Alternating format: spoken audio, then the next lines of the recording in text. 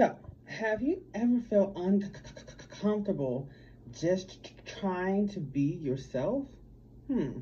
Yeah, I know. Me too. Well, welcome.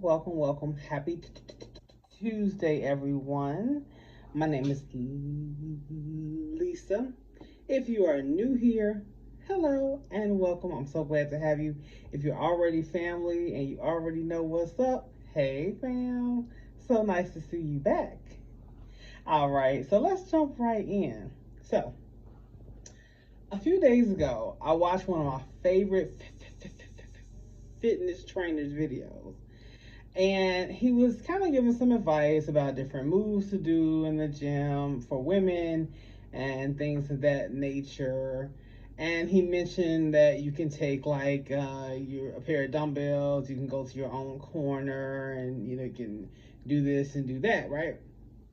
So I was kind of listening to the video, and one of the points that he mentioned was taking up space. And that kind of stuck out to me. And I said, yeah, taking up space. So, kind of let that marinate in your mind for just a moment. Taking up space. So, what does that mean to you? What does that mean to you as a man, if you're a man watching this, but really more so as a woman? I want to speak to my women. So, for me personally, it's sort of like a new concept. Like, I feel like it's not a new concept, but the phrasing is new, right? So taking up space to me means really being comfortable with how you are and who you are, even if you're not internally, right? Wherever you are, basically, right? So it just means you're able to move about freely. So it's free movement, just being able to kind of do what you need to do in this world without thinking too much about what somebody else's opinion of you is, right? Just moving regardless of their opinion and being able to, you know, have your full autonomy in an environment and feel like you have a right, because you do, to be there. So that is my idea of what taking up space is. What is you guys' idea of taking up space, especially as a woman? And if you're a woman of color and you're watching this, I definitely want to know, like, what's your idea of like taking up space, and what is that like for you, taking up space in this sort of world that we live in? So I feel like for men it's a lot easier for them to take up space because they kind of have always been given the right and the authority to take up space and be just who they are, right? Yeah, you know, they've kind of been cut a lot of slack, and I think that is the reason for the entitlement that we see in men today. Yeah, you know, and we see it because with all the downfall of certain celebrities because of different, we got SA charges and things like that. I won't get into too much, but we all, I've been seeing the news, we've been seeing things that's been going on, but we wonder why those things are happening. You know, so I think sometimes when men, and not to like beat up on men totally, but I just feel like, it's because of the male patriarchy and the concepts and the ideologies from the male patriarchy. It's kind of, stepped on women and who we are. That's where the discomfort, because we have to ask ourselves as women, like, where did that discomfort come from, right? Why do we feel so uncomfortable being ourselves? like 100% ourselves, because we were taught when we were younger that our personalities, can't be too much. Don't be too loud. Don't be too exuberant. Don't dress this way, or else you're a fast girl. You're a bad girl, and you better not be having sex. You better not think about sex. You better not say the word sex. No, ma'am. But for boys, it was sharp contrast. It was kind of different when they were more free beings. I think boys are pushed to have sex almost, right? It's like a rite of passage for a boy to, have his first time with a girl. Yeah, they're kind of pushed to almost hurried and rushed, which I think in some ways does them a disservice in a sense.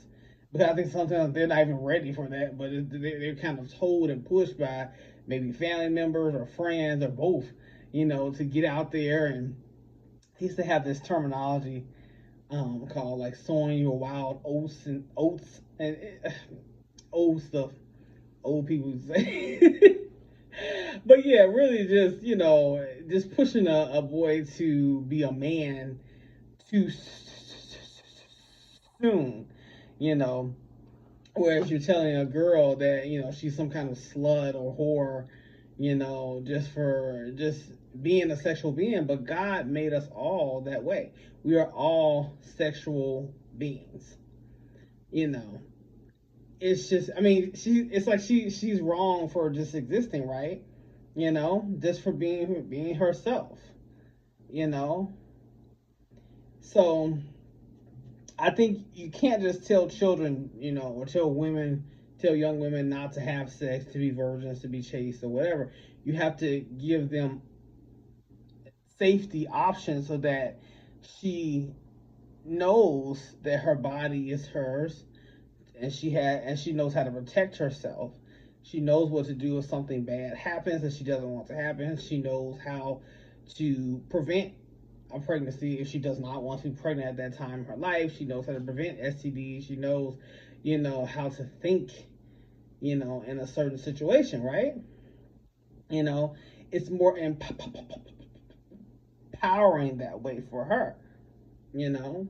But I think a lot of times we get our power taken away from us just from the time we're little, and so taking up space is difficult. You're like, how am I going to take up space when I've been told that my existence is dirty? My existence is a problem. How in the heck am I going to take up space? You know? Well, let's look at the Bible just for a quick second. So if you look at Luke chapter 8, 45 through 47 for reference, the woman with the issue of blood, right? Now, a lot of people, now she didn't feel good about herself. She was sick, unwell, and people in her society at that time didn't, they felt like she was gross or something was wrong with her. Why is she bleeding? Like for so long, what's wrong with her? None of the doctors could heal her.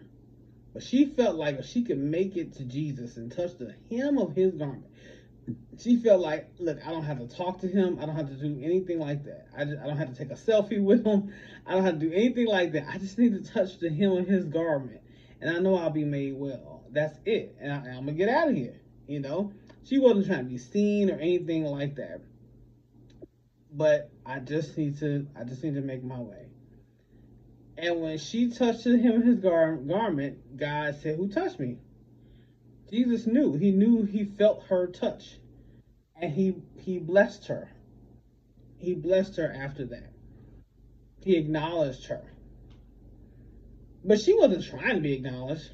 She was, she wasn't trying to necessarily take up space or do anything like that. Yeah. She was kind of feeling on edge. Same thing with the Samaritan woman at the well, the woman at the well in John 4. Yes, same thing with her. She talked to Jesus. This woman had many men that she entertained, and Jesus told her, none of them are your husband, And a lot of people in her town didn't think much of her either. But after her meeting with Jesus, her life changed, and she felt free to go about her life in a different way. So I want to close this video by saying, feel free to take up space. Why? Because God has given you a place in this world. God is going to show you how to take up space. Just like the woman with the issue of blood, just like the Samaritan woman. You have a place in this world. You have a voice, you have a personality, and you have a purpose on your life. You have a calling on your life. You must take up space. It is okay if you take up space. I don't care what anyone says. Take up space starting today, on Tuesday, June 3rd, 2025. Yes, take up space. Yes, ma'am. That's what we're going to do. I don't care what anybody says. We taking up space. We walking in the room like we own it, because we do. Yeah. All right. Well, this video is already a little bit longer than I intended it to be. I do apologize. I hope you stayed to the end. I love you guys. You guys be blessed. You have a fantastic Tuesday. I'm sending you all kind of good love, wishes, and blessings. And I will see you guys on the next one. Bye.